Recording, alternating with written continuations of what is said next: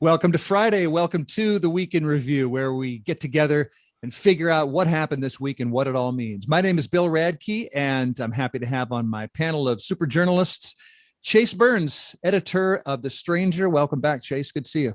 Hey, Bill. Good to be back. Geekwire's contributing editor, Monica Nickelsburg. Welcome back, Monica. Thanks, Bill. Happy to be here. And Publicola's police accountability reporter, Paul Kiefer. Welcome to the show. Thanks for coming on. Hello. It's a pleasure to be here. Don't believe it's actually them? See for yourself. Wondering which one is wearing a cowboy hat? How would you know unless you go to Facebook or YouTube, where we are streaming the show? You just search KUOW Public Radio. You can watch and listen. So before we get into the newsy news, last night's Mariners game, the season opener, was a weird game. It was here in Seattle. The home team was losing all night long to the San Francisco Giants. The crowd was small because of the pandemic restrictions, small enough that you could hear individual fans. And by the 10th inning, the Giants pitchers could no longer stand the sound of someone constantly yelling woo. Takes him back to you called it. And first rise walk, going more with one. Did you hear that? Woo! The Giants pitchers walked 3 straight batters, including the winning run. The pitcher threw that last ball all the way to the backstop, as if to say, I can't take it anymore. Let's just get out of here. Although I don't know that the fan has been identified. Twitter has dubbed them Woo Lady. One tweet said the Woo Lady at T-Mobile Park definitely owns a number 12 Seahawks jersey that says fan on the back. Another tweet says, when I was a kid, a family of peacocks decided to live in our yard for a year, and they woke us up at 6 a.m. Not sure what reminded me of this. And this tweet says, the Woo Lady makes me realize I actually don't miss people. Here to analyze the game is the son of a pro baseball player and cousin of a former Philadelphia Philly, Chase Burns. Yeah, I'm sad to admit that I actually am not a huge fan of baseball, much to my family's shame. But my cousin was in the Phillies for a hot minute, and my dad was also a professional baseball player. But I just slept in the outfield a lot, so I did not watch yesterday's game. But I am a fan of the Woo Lady. Okay, because I didn't quote any fans of the Woo Lady, so thank you for weighing in on the side of the Woo. Anybody else react to the game, the Woo, the Mariners, the opening day, springtime? I'm a little worried that I'm cursed because I went to bed in the 7th when it seemed like all hope was lost. And then they scored 5 points in the 8th. So I got out of bed to go watch the end with my husband, who's the real fan in the house. And then as soon as I came back, the Giants scored. So I went back to bed in order to ensure the victory. That's how it works. Oh, sorry. I'm just happy to see San Francisco lose. I always root against them because I'm. Oh, really? Why San Francisco? What did they ever do to you? Oh, I think that's between me and them. But in any case, I think I'm probably more likely to go. I think the Tacoma Rainiers opening day is in May. I think they pushed it back, but I think I don't know baseball that well, so I should start as a minor league fan. And the teams are easier to root for because there's the Savannah Bananas and the Montgomery Biscuits and whatnot. So team names. Yeah, in the minor leagues, if you are a Woo person, Paul, we will hear you. Oh yeah, I love public displays of enthusiasm. So 100%. Very good. Let's get to the news of the week. For people waiting to qualify for the COVID vaccine, the wait is almost over. That's the wait to qualify for the COVID vaccine. Governor Inslee is opening up vaccine eligibility to all grown-ups beginning April 15th, which is a couple of weeks sooner than directed by President Biden. Inslee had been resisting expanding eligibility too fast, saying that he wanted to make sure people most at risk got vaccinated first. But Inslee says his mind was changed in part by the rising number of COVID cases. He says we've got to get vaccines in arms fast. If we want to avoid a rollback of some of the progress we've made in our business reopening and the like, we need to do everything we can to keep these numbers down now. Chase, are we sacrificing equity for speed? Well, that we'll find that out. Starting April 15th, we're going to open the floodgates and we'll see how that plays out. My feeling is that this approach actually may end up being more equitable. And my thinking around that is because think about how it was previously to apply for a wait list to be on a vaccine. You had to go through like multiple different lists and you had to answer these questionnaires that were often very confusing, and you'd have to sort of navigate that. There were vaccine hunters. And I think that whole process actually was tailored for people who were sitting at home all day long, were on computers, had access to a phone. And I think that people who were working in person, who were in the public, not able to get on a computer all day long, it was much harder to be able to navigate that system. And now that we're able to just go forward and apply, it does mean that you're going to go on multiple lists and then you're just going to have to wait until someone contacts you. But I think that this streamlined system will hopefully be easier, less confusing, and just able to get more people into those mass vaccination sites. Monica, what do you think? Yeah, I mean, I think that it's a difficult dance because you definitely want to ensure that vaccines are available to the most vulnerable people. But in many cases, it's been months of those vaccines being available. And you have to also acknowledge that some people, even if they're vulnerable, are not going to get vaccinated. And it would be a mistake to wait until a critical mass of that group, if and when that ever happens, gets vaccinated before proceeding to get everybody else toward herd immunity. Paul?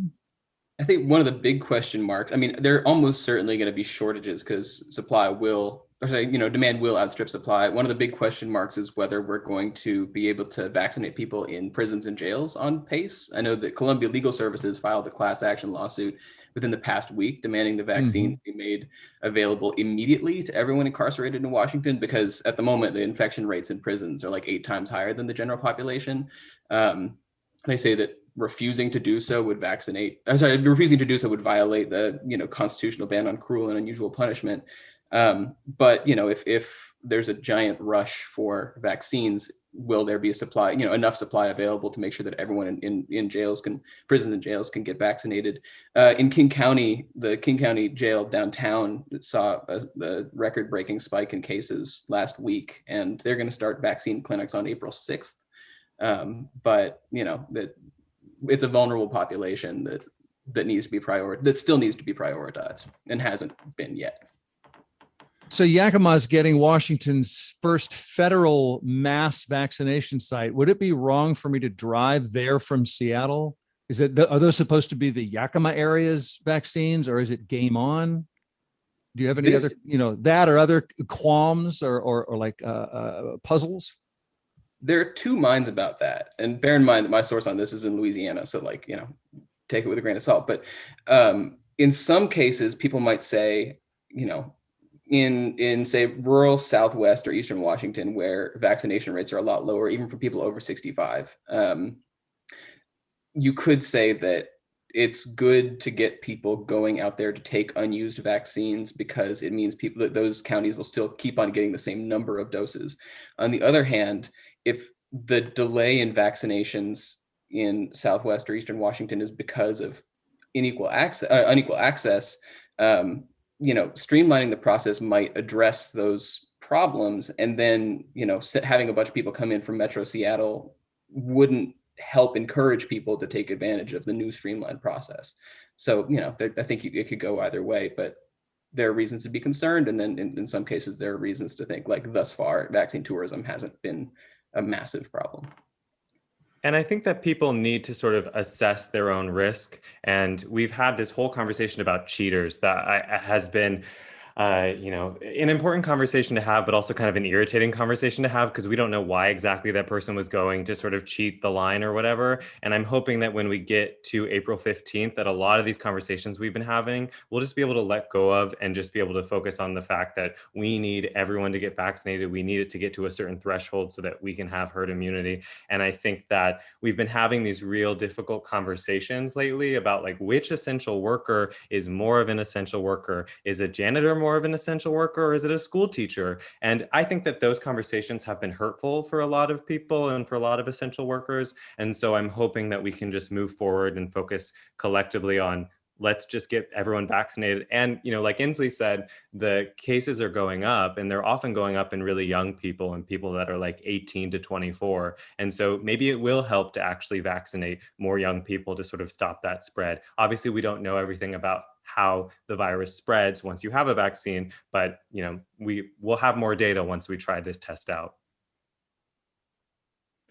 Okay, anything else before we set COVID aside? COVID, vaccines, eligibility, variants. We just heard in the newscast that's like a 30% now is the new variants coming in. On the positive side, while cases are up, hospitalizations and deaths are practically flat, or at least at small numbers.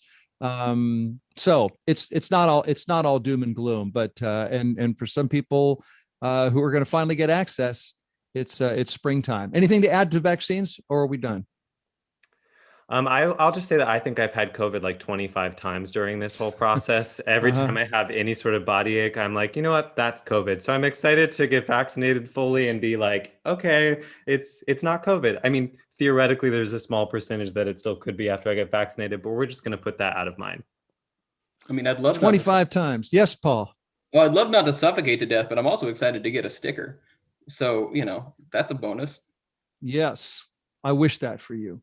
Thank you. Okay, let's continue. We're going to roll on with the news of the week here on Week in Review. Bill Radke here with my guests. That was Paul Kiefer from Publicola. We got Monica Nickelsburg from Geekwire and Chase Burns from The Stranger.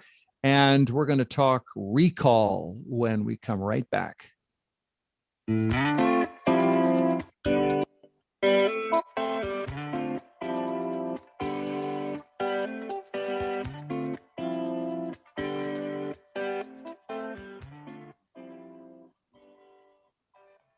I'm James Kimarasamy, host of BBC NewsHour.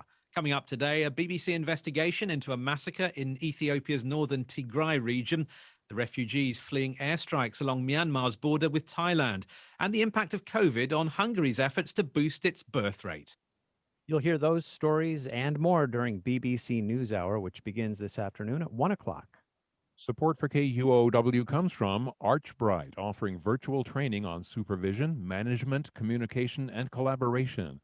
Available for individual enrollment or as private team trainings. Details and more at archbright.com. 50 degrees in Seattle, and our forecast for this afternoon has been upgraded from mostly cloudy to partly sunny. Expected high 56. It's 12:19. This is KUOW 94.9, Seattle's NPR news station. And this is KUOW's Week in Review. This is Bill Radke. A bid to recall Seattle City Councilor Kshama Sawant from office can move forward after this week's ruling by the Washington State Supreme Court. First of all, to catch folks up, Paul, will you remind us of one of the things that Sawant's recallers accuse her of, and that is she did let protesters, hundreds of protesters, into City Hall. What's the recall sort of question there? So in Washington is kind of unique in that in order to recall someone, you have to recall someone for cause, meaning it has to be malfeasance or misfeasance or a violation of oath of office. So what they're alleging is that councilmember Sawant violated Governor Inslee's stay-at-home order, or prompted other people to violate Governor Inslee's stay-at-home order by letting hundreds of people into City Hall, and that she violated Seattle Municipal Code that prohibits using city properties for anything other than a city purpose. So the question is, before voters is, A, did what Councilmember Sawant do, constitute a kind of a willful violation of governor mandate? And also does a protest, leading a protest, constitute non-city related business? Yeah. So the prohibiting political protests, and when we saw a lot of political protests over this last year. So is that a clear question whether Sawant was in violation in that way? Well, the governor's orders permitted protests. So the question is, whether letting people indoors was, somehow violated that exemption within the governor's, mandate, as far as I can tell. But then the other, that has to be considered in conjunction with the question of whether the protest constituted a city purpose. I mean, personally, I'm of the mind that unless there's a really serious charge of malfeasance, like embezzling city dollars, I think recall elections aren't a great idea. I think it sets a bad precedent. And, so one way or another, putting this question to the voters and asking them to essentially make a judicial decision is, seems iffy to me. But, either way, that's the question that's being put before voters. Yes, I sort of misspoke there. What I mean was that the order didn't prohibit political protest, and so there's some question about the propriety of that. Monica, any take on? We've only begun to discuss what Sawant's accused of, but what do you think? Yeah, so there are a few charges here. There's the protest that we just talked about. There's concerns that Sawant used city resources in the Tax Amazon campaign, and concern about another protest that led to Mayor Durkin's house. I think that I kind of agree that these charges could be, construed or even found to be misconduct, but are they really the reason that she is, facing a recall election right now? I don't really think so. She has a very energized opposition, and I think that they have been and will continue to look for opportunities to recall her or stand in her way wherever they might find them. Well, that would be clear, I suppose, if we could say, look, when so-and-so did it, who wasn't such a controversial figure, they weren't recalled. I haven't thought through what that argument would be. Is there a clear argument that Sawant's being held to a different standard from less controversial legislators? Well, with one of these charges, when I think about the charge that she led a protest to Mayor Durkin's home over the summer, I mean, you can look at reporting that happened around that protest, and we had reporting around that protest, and not only does Sawant say that she wasn't leading that protest and that she wasn't organizing the protest and she didn't know where Durkin's home address was, she didn't share it. During my reporting, I had access to the Signal chats where the group organizers were figuring out how to do that protest. So I did not see Sawant involved in that. They were able to find Durkin's address on their own. So some of these charges just seem a little suspicious on their own. And so now that they're able to go forward and they're put to D3 residents, of which I'm a D3 resident, you're already seeing a lot of street discourse around this. There's stickers going up, there's banners going up. I assume there's going to be people asking for signatures. We're going to have to be dealing with a lot of, as Sawant's describing it, and as, at least with that charge, the way I see it, a lot of misinformation around some of the charges. And I think that a lot of that has to do with who Sawant is and how polarizing she is. And she's obviously a scapegoat for the right, but I think even with Democrats and liberals, there's a lot of reasons why her politicking and her the way that she goes about movement organizing has become sort of a scapegoat in Seattle.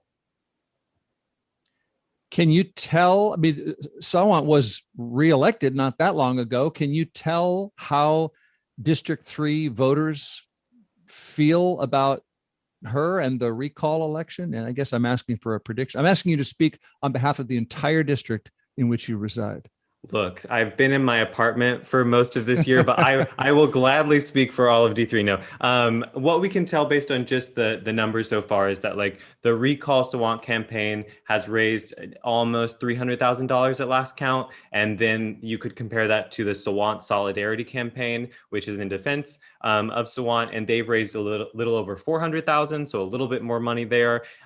If you look at how many people in D3 have contributed, based on the SEEC, it looks like 900 people in D3 have contributed to the Solidarity campaign, while 500 for the Recall campaign. So if you're just basing it on those numbers, then I would say that Sawant's probably going to come through on this, but this is going to go on all year. It's going to go on at least all summer. And so we will see how the narrative evolves. It's certainly a way for Sawant to organize her base, and it'll be interesting to see how she organizes her base and then mobilizes that for probably other causes. So I think in some ways this could be beneficial to her, and that she has a lot of energy, and her supporters will be definitely contacting her a lot more frequently. But obviously Sawant has plenty of people who are critical of her as well. Yeah. Any more thoughts on? Yes, go ahead, Monica. I I think if history is any indication, these types of efforts, especially when they make Sawant the figurehead or the villain, have tended to backfire. We saw that with the city council elections when Amazon put a lot of money into them and then did not end up with the suite of counselors that they were hoping for. We saw it, although it was a protracted battle, with the head tax, and that then became the payroll tax. I think that Seattle, particularly in Sawant's district, although I don't live there, I think Seattleites have a pretty adverse reaction to this feeling that business interests are trying to influence the political machinations, and that could happen here. I mean, yeah, she's the longest serving member of the council and has thus far been able to maintain a really steady, base of support by casting herself as the opposition to the establishment on the council. And the people who dislike her, I mean, there are people who dislike her who've never watched a city council meeting and who just dislike her potentially because she represents socialism or because because of misogyny, things like that. People who watch council meetings might dislike her for other reasons. They might think that she would rather grandstand than set herself apart from the quote unquote establishment than take a pragmatic approach to city government. The case in point would be with the council member Mosqueda's jumpstart tax, which she worked really hard to win, came after Councilmember Sawant failed to get support for her Amazon tax. And then subsequently, Councilmember Sawant claimed the Amazon tax, started calling the jumpstart tax the Amazon tax and sort of took credit for the jumpstart tax stuff, which frustrated people. But, it's creating this dichotomy within the council between the establishment and the non-establishment is a really winning strategy on her part. So, this doesn't seem likely to stir anything up. All right. So this recall campaign has about 6 months to gather signatures, 10,000 signatures. Is there any question they're going to get 10,000 signatures? I guess there's a question that it's a pandemic, but also if you walk around D3, there's a lot of people already out. The question is if those are D3 residents who are out and about, or if they're people from other neighborhoods. I would imagine that they're able to get the required signatures, but we will see. Okay. This is basically Capitol Hill Central District. Yeah, and then there's also, Capitol Hill. I mean, D3 goes a little bit farther north as well, and as you go north, Sawant's support kind of trickles away. Yeah. Okay, so they're trying to gather signatures, and if that happens, there would be a recall election sometime later this year. We don't even know when exactly that would be. It could be really close to the general election that's coming up. I mean, this is going to get real interesting. Let's pause there as we continue on with the week in review and move to a kind of a bit of city business that involves City Councilor Kshama Sawant, because the City Council this week unanimously passed a new law that Sawant had favored, giving renters who are facing eviction the right to a free lawyer, just like people who are accused of a crime. Sawant says providing attorneys will help prevent evictions and homelessness, especially as the city emerges from the pandemic. Many tenants fail to show up in court because they are not aware of their rights. They are bullied by their corporate landlords and are led to believe that an eviction is inevitable, that they can't do anything to fight against it. There was an emotional debate around this issue, even though it passed unanimously. City councilors also passed an amendment requiring you, if you're seeking free legal help, you need to sign a statement saying you cannot afford an attorney. And many members of the public spoke against that idea, including Blythe from Mount Baker. Many tenants fail to show up in That's not Blythe, but I'll get there. This is Blythe, I hope. These people should not have to go through the humiliating process of essentially proving that they're poor in order to access an attorney. Yeah, the humiliating process of proving that they're poor. Chase, do you think having to check that indigent box is going to prevent people from taking advantage of the free attorney program? Well, first I'll say the word indigent I had never heard of before, and it is maybe it's a popular word with lawyers or legal stuff. But when I heard it, I was like, that word sounds like a slur to me, and I wouldn't check that. I wouldn't say that I was that. But essentially, what it means is that again, they can't afford a lawyer on their own. I think if you're in the situation where you're a renter who isn't able to pay your bills, it's not going to be a surprise that you're not able to pay for a lawyer. So I think saying, I can't afford rent. Of course, I can't afford a lawyer. I think that many people will not have a hard time checking that they need support there. The question is whether or not making people check that is sort of immoral, or if renters who have gotten to this position where presumably the system has sort of failed them and they've landed in a position where they need assistance and they need a lawyer, if then they're sort of having to prove to the system that I'm so poor, I need a lawyer. And I think that people will check it and be able to receive the service. And Paul, I think one of the arguments in favor of the amendment was that this is just better. This is better bill writing to have something like this. And it's not the only way that the city asks you whether you can afford a service. Yeah, this is actually a lot less invasive than things like the Seattle Utility Discount Program, which would require you to provide documentation of income. This is pretty non-invasive, and I'm not sure there's evidence to show that it would actually stop people from signing up for this program. In essence, what Council President Gonzalez said, and Council President Gonzalez introduced the amendment, was that you need these boxes. They're a standard feature of other similar city programs, and you need them to prevent potentially legal challenges. And so the main potential route for a legal challenge is that, if literally anyone in Seattle could get a lawyer, it could be considered a gift of public funds, which is illegal under the state constitution, and thus far theoretically limiting access to these programs to people who say they can't afford an attorney gets around that objection. It's worked thus far. So that's the strategic thinking here. And I'm with Chase. I don't think that checking a box constitutes jumping through a hoop, like, to a great degree. So, I think people will probably do it. I also don't think it stops people from taking advantage of the program, but no one wants to get evicted. So why would someone willfully go through an eviction process purely so they could have access to a free attorney? So, I don't think it's that much of a hurdle. Monica, anything to add here? No, I agree. I totally understand the reluctance to have any sort of means test when you're providing a government benefit, but this isn't really a means test. There's no one who's going to look at bank statements and go into your records and make sure that you deserve this service. It does sound like it's kind of a legal shield that brings this policy in line with other services that the city offers.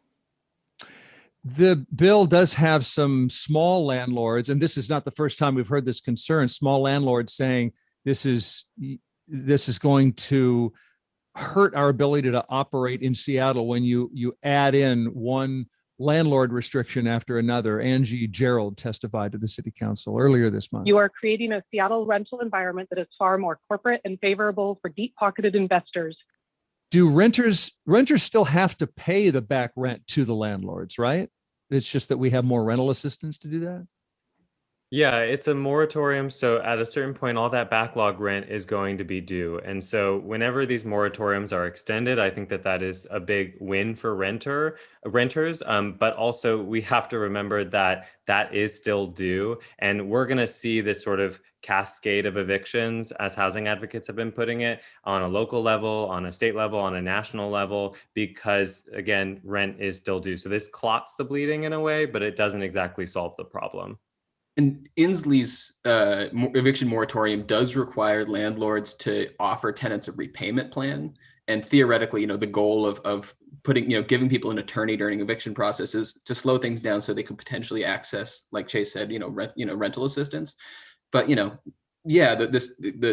wave of evictions may be so large that people, and just the kind of the size of the collective rent debt burden might be so large that the available rental assistance dollars can't fully stem the bleeding. Okay, that is the Seattle City Council, after some debate, unanimously passing a new law with an amendment. It does give renters facing eviction the right to a free attorney. This is Week in Review on KUOW. I'm Bill Radke, and you're here with Monica Nickelsburg from Geekwire and Chase Burns from The Stranger, Paul Kiefer from Publicola, and we're going to take a short break, and we're going to talk about a new law, a restriction, a goodbye to private prisons in Washington. And by prisons, I really mean prison. and what happens next. And we'll get back to Amazon and then see what's making us smile. So don't go away.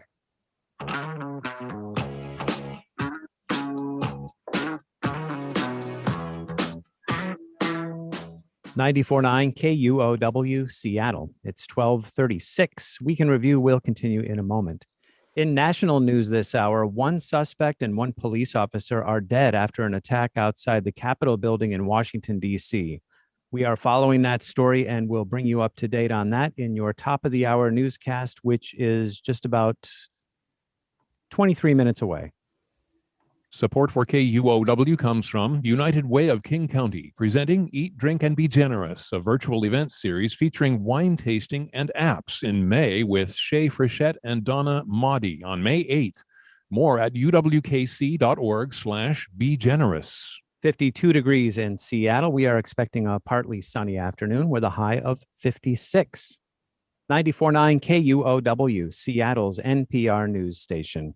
You are listening to KUOW's Week in Review.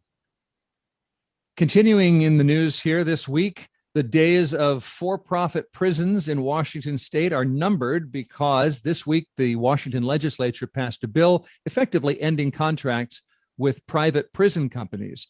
We're really only talking about one facility here. The Northwest Detention Center in Tacoma is the only for-profit prison operation in Washington. It holds undocumented immigrants on behalf of federal immigration officials, and it's run by a contractor called the Geo Group. Monica, what's behind the push to end this contract with the private prison operator? Well, I think it's bigger than this one detention facility. It's the only one that would be impacted now, but this bill would prevent future private prisons from opening in the state. And the big picture is there's increasing awareness of the problems with private prisons. The only way to make a profit on a prison is to cut back services that you provide to inmates, and those services are already the bare minimum. So we've seen reports of really unsafe food that's being offered or meals even being cut, more solitary confinement, and other resources being diminished, healthcare resources being diminished. And so there's this growing organizing and activism to try to bring that responsibility back into the public sector if you're going to incarcerate someone. Well, Paul, we already have complaints about people being ill-treated in government-run facilities. Is there assurance that this is going to change anything for incarcerated people? So the question is whether, so ultimately what the Geo Group said is that, if by 2025, because this won't take effect until 2025, the ICE facility in Tacoma won't close until 2025. The Geo Group said that essentially anyone who's still detained by 2025 will just be transferred to a detention facility in another state that may have the exact same problems. And that's actually, there's precedent for this. The sheriff in Contra Costa County, California, closed an ICE facility there in 2019. And the people from that facility wound up getting scattered to places, including the Tacoma facility. They only had a month's notice. Their family only had a month's notice. So it created a little bit of chaos. In that case, it wouldn't really change conditions for detainees. But the question is whether advocates and the Biden administration and ICE can reduce the number of people in detention to 0 by 2025, in which case it would make a difference. There are a few avenues for that. One is limiting intake. So, that's sort of up to the Biden administration and ICE. Another one is actually the Blake decision might help reduce the number of people in the facility by 2025. This the drug possession ruling? Exactly, saying that simple drug possession convictions, no longer stand under the Washington State Constitution. There are people who are scheduled for deportation because of simple drug possession convictions. Those are no longer constitutional in Washington. ICE hasn't, gone ahead and started. Basically, we haven't started reopening the cases of people who are scheduled for deportation because of simple drug possession, but either ICE could recognize that those convictions no longer stand and we could start reopening cases and getting people out, or the courts could start vacating those convictions. And then apparently, according to local immigration rights activists or immigrant rights activists, ICE will generally respect when someone's conviction has been vacated. So that opens some options to get the net detainee population down to 0 by 2025. Chase, your thoughts on all this? One of the quotes that stood out to me was just one of the sponsors of the legislation, Rep. Lillian Ortiz self, argued that there's a conflict of interest when you're attempting to make a profit off of a person that you're incarcerating. And I think that quote, conflict of interest, stood out to me. It's a sort of polite way of putting it, but there are plenty of critics who have looked at GEO Group and said that its treatment, the treatment of people in its detention centers is sort of akin to slavery, because you have a lot of people who say that the people in the detention centers are doing labor without, that they're being forced into the labor, and that they're being paid in some cases like dimes an hour or under $1 a day. And that they're also facing situations where there's allegations of maggots in food, and there's allegations of denied health service. So these services in these detention centers are, they sound abysmal, but also we have such a hard time knowing anything about them because they're sort of a information black hole, and part of that is because they're private. So is the Republican argument among state legislators, is it that that for-profit prisons are a money saver, and if there are abuses, then the answer is for the government to regulate the prison better? What are the Republican lawmakers saying about this? The argument that I was hearing was a lot of that we should not step into this decision right now, that it's ultimately a federal decision, and that we should leave it up to them to regulate it. And a lot of Republicans were coming forward and asking, does the state even have the ability to tell the federal government what to do with this prison or with this detention center? And I think it's interesting to hear Republicans give that argument, because I think in Washington state, I'm so used to a lot of Republicans sort of being very pro state rights and pro state independence. And I hear this argument all the time about, Eastern Washington trying to be its own state. So it seems a little bit like a bad faith argument from my interpretation. But the point I was hearing again and again was that we should leave it up to the federal government because it's ultimately under their purview. And the legal question of whether or not the Washington state legislature can pass this law is, tentatively answered by a federal court judge in California last year. California passed a similar law last year, and when it faced a similar challenge saying that, the state doesn't have the authority to step in and kind of interfere with what's essentially a federal facility, the federal court judge tentatively ruled that the law can stand. So, there's that going for this law if it goes forward. Okay, so this one federal detention facility, immigration detention facility in Tacoma, would not be outlawed until 2025, or it wouldn't have to go away until 2025. And we don't know whether the effect will be, for one thing, that people who visit their friends or loved ones in Tacoma will have to travel much farther to see them. That sounds like it's unanswered. Is that right? Yeah, I mean, if there are still detainees, then possibly. If there's, yeah. During the wave of family separations, ICE was holding people in the federal facility in SeaTac. So there's some possibility they could use the facility in SeaTac, but no guarantee. Otherwise, people could go to California, to Oregon, to Nevada, Utah, California, Hawaii, and then you'd also have to figure out whether people's attorneys continue to work with them once they're moved. You could have some people whose cases are near completion and the attorneys from Washington would stick with them. In other cases, you might have to kind of transfer them off to attorneys in the state where they land. I think there's a bigger picture hope among advocates for ending private prisons that this will become such a popular regulation at the state level that it'll force the federal government to act. I think there are more than 20 states that have banned private prisons. So it will become increasingly difficult to move these incarcerated folks if that trend continues. Okay. And maybe that quote unquote conflict of interest, maybe the treatment of people will improve in the facilities in the meantime. Okay, so we'll watch that. Another topic I want to get to here this week is that Amazon executives here in Seattle are looking southward and looking to Alabama, because we're waiting for results of this warehouse vote on whether to unionize there. Amazon executives are presumably hoping workers feel like this. We at the Birmingham team have a great leadership. We really don't need anyone coming in and telling us what they want to give us, because basically we have everything we need here. Always wanted to work for Amazon. This is the only place I've seen that have benefits from day one. There's no waiting period. You got chances to advance. Vote no for the union. I will vote no. It's not needed. Vote no, we can do it without the dues.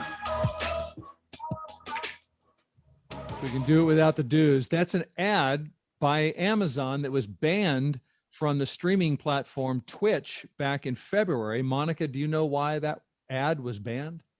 Why that ad specifically was banned? I don't know why Twitch chose to ban that ad, but I do know that Amazon's union busting efforts have been getting a lot of negative attention from everyone from the president and politicians like Bernie Sanders to Donald Glover and other celebrities. And it's really, I think, an unprecedented level of attention on a union campaign and on a company's response to it. And this isn't the first time Amazon workers have tried to unionize, though. In fact, some warehouses, I think, are unionized in Europe. What makes this push unique, Monica? Well, they haven't been successful in the US. And I think that this effort comes at a really unique time. With Democrats taking control in DC and the pandemic, Amazon has really emerged as this corporate villain, emblematic of everything that's wrong with inequality in this country. At the same time that the warehouse worker, the essential worker, has really been lionized as a hero, who's working and exposing themselves to great risk in order to get us the things that we need during this pandemic. So that makes it a pretty special moment, and I think has contributed to how much attention this is getting. I want to hear from others too, but I know you especially focus on this kind of stuff at Geekwire, Monica, and we haven't really said what would a union do for warehouse employees, and what is at stake for employees at this place in Alabama and elsewhere?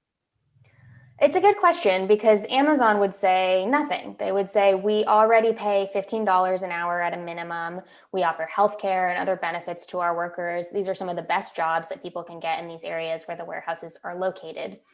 But the concerns of the employees behind the unionization effort are a little bit more arbitrary than that. And they really get to this question of what makes a progressive employer in 2021. Because in order to facilitate these super fast delivery times and this, insanely efficient Amazon machine, they have to really exact machine-like standards in their warehouses. And that can be really dehumanizing to workers. Every second of every day is tracked. And if too many seconds are discovered to be time off task, where a worker isn't scanning items or doing what their specific task is, then they get penalized for that. And there's not a lot of transparency into how much is too much. It's just one example of the kind of robot-like infrastructure inside these warehouses that can be really problematic to some workers, and to others, they say that it's worth it to get these benefits. But this is the second largest private employer in the country, so there's going to be a broad spectrum of experiences among their workforce. And there's also it's not an incredibly stable place to work, because Amazon hires and fires in waves to match waves and dips in demand year by year. So a union, even though it's a right to work state, and has been for a half century, more than that, a union might slow down Amazon's kind of rate of hiring and firing in a way that could potentially benefit workers. The other thing that's at stake is, even in the South and right to work states, workers in car manufacturing, airplane manufacturing plants are watching this closely to see, to get a playbook on how to do labor organizing in a state that has passed anti-union laws repeatedly in the past. There have been limited victories in, for instance, meatpacking warehouses in Georgia and Arkansas that have come out of earlier unionization efforts in the South. This isn't the first one, but this is kind of seen as a David and Goliath moment to kind of inspire the broader pickup of labor organizing in the South. And it happens to take place at a time when there are a handful of different kinds of labor organizing happening in the South, some of which don't involve unions and can skirt anti-union laws. So there's something called the Coalition of Immokalee Workers in Florida that's been around since the 90s they get around kind of corporate ownership by negotiating. They're a farm workers group, and they negotiate agreements with produce buyers to only buy from farms that are approved by the Workers Coalition. So, there are a handful of models floating around right now, and the South seems to be sort of the place from which a few different strains of labor organizing might grow. Well, my feeling is sort of, if this doesn't happen now, when will it happen? Because this is such a unique moment. We're so reliant on Amazon, and at the same time, Amazon has more power and sort of resources behind it than it ever has before. I don't know if you've tried doing a normal retail experience recently, but it was hard to sort of beat Amazon's sort of speediness and prices before the pandemic. But the pandemic has just accelerated that trend. And for a consumer, especially a consumer that has less money available to spend, oftentimes a place like Amazon is going to be the easiest and most efficient way to get a product. And so you have that on one side, but then you also have to consider the burnout of the workers. And so a worker may come to Amazon and experience a pay that they hadn't experienced before. But what happens in 6 months when they're burned out from the pace that Amazon requires of them? And so it'll just be interesting to see where this union push goes. And it was remarkable to see Biden come out and say, as he did, that the choice to join a union is up to the workers, a full stop. And then he repeated it, which I thought was funny because Biden gets, how he gets on social media. But people were really pointing to that speech and saying how unprecedented it was for a president to come out and support a union push like that. And so when you have Biden's support and you have all the circumstances of the pandemic, it just makes this moment especially unique. And sorry, go ahead. You go ahead. Sorry. I think there's a feeling that if this is not successful, when could it ever be? Another aspect of this is there's a lot of support from the workers in this warehouse, far more than they needed to get the election to happen. So like Chase said, all of the circumstances have kind of aligned to give this the best possible chance. And I think it will feel like a really big blow to labor in general if the union can't be accomplished here. And it's also kind of historically poetic, if that is something that interests you, because Bessemer and all of Central Alabama was a hub for labor organizing and Communist Party activity, and specifically Black communist activity in the 20s and 30s. And in Bessemer, the governor called in the National Guard and police, and they wound up killing 16 union members during a crackdown or a strike in the late 20s. So it's significant that a place that was once kind of at the heart of the labor movement in the United States has once again risen to the top, specifically with a labor movement led by Black workers as it was in the 20s and 30s. So, poetic justice of a sort. Would being a union member in a right to work state like Alabama, that wouldn't mean the same thing to a worker as it would to be a union member in Washington state, would it? No, because in a right to work state, it essentially it forbids like closed shops. You aren't required to pay union dues or be a union member if you work in X workplace under right to work laws, which were specifically introduced to weaken union power, weaken union bargaining power. Whereas if this momentum from Alabama spreads to Washington, you could wind up with much more significant, with a union in an Amazon warehouse in Washington, wielding significantly more power in the collective bargaining process to demand things like more vacation days or longer breaks or kind of more leeway for non-work activities that are kind of basic human necessities during the workday, that sort of thing. So I mean, it might start in Alabama, but the actual significance of an Amazon union could be much greater in Washington or California or something. Monica, when are we going to count these votes? They're being counted this week, but we probably will not have any sort of definitive answer until next week. And even then, there are expected to be legal challenges. So I think we're in for a long ride here. Okay. We got just a few more minutes left on the week in review. I always like time, especially in the pandemic, et cetera, et cetera. I always like to make time for what's making us smile. So what is smiling you this week before we go?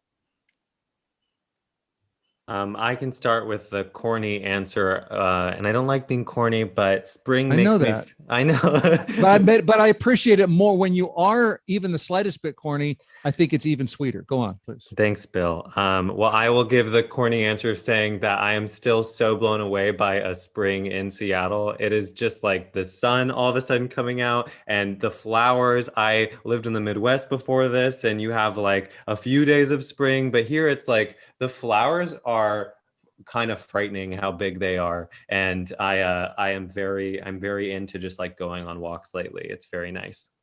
Just looking at the dandelions. Yeah, Yeah, my dandelions are coming up very nicely this year, I'm happy to say. I'm proud of you and your dandelions, Bill. Thank you. Anything else smile worthy? Well, I'll jump into the spring conversation. I mean, spring in general for sure makes me smile every day, and I don't mind being corny about it. But along those lines, we hatched chicks in November, and this week they just started laying eggs. So that makes me smile and makes me feel like we are definitely right in the middle of spring. Fantastic. Is that hard to do? Where I don't know where you live, Monica, but is that unusual? Are your neighbors doing this? Is there something special about doing it where you're doing it? I live in Greenwood, and I do have a few neighbors with chickens. We have roosters right now because when you hatch your own chicks, you can't control for that. They're not long for this world, and I hope that our neighbors will forgive us for this brief period of constant squawking. Yeah, it's a myth that roosters only crow in the early morning. I can tell you that. No, they crow all day. Paul, what are you smiling at? Ramadan is coming up right around the corner, and last time it was Ramadan, I was still in college and I was finishing a really grueling 180-page thesis, and it was basically one long blur. This time I'll actually have distinct days, but I got to apologize to some of my sources in advance because I'm going to be a little bit loopy. But Ramadan's fun. I've been reworking some old kind of hymn-like things, like I'll Fly Away and stuff, to be a little bit more halal, so I can kind of have a culturally appropriate Ramadan. Awesome. How do you rework I'll Fly Away to be more halal? You take out some of the things that are a little bit more biblical, like hallelujah, and you replace them with things that are a little bit more Islamic, like alhamdulillah. Of course, there'll be some controversy of, it not something that most people would pick up, but certainly something that fits my general vibe. Happy spring, happy Ramadan, happy chicks, happy flowers, happy dandelions. Thanks. It makes me so happy to see you all every week. Thanks for doing the show. Of course. Thanks, Bill. Thanks, Bill. From The Stranger, that's editor Chase Burns. From Geekwire, contributing editor Monica Nickelsburg. And from Publicola, the police accountability reporter there, Paul Kiefer. Bringing you Week in Review, produced by Sarah Leibovitz, with social media and live streaming by Juan Pablo Chiquiza and Tio Popescu. Thank you for listening. I'm glad we got to tell you what's making us happy. I wish there were a song along those lines. Maybe someone will come up with one. In the meantime, we'll see you next week.